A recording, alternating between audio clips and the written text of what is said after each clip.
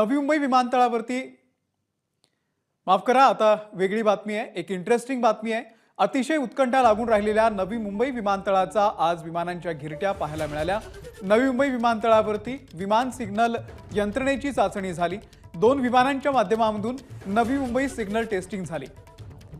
रनवेचे काम युद्ध पातळीवरती सुरू आहे आणि त्याआधी आज ही पाहणी करण्यात आलेली आहे।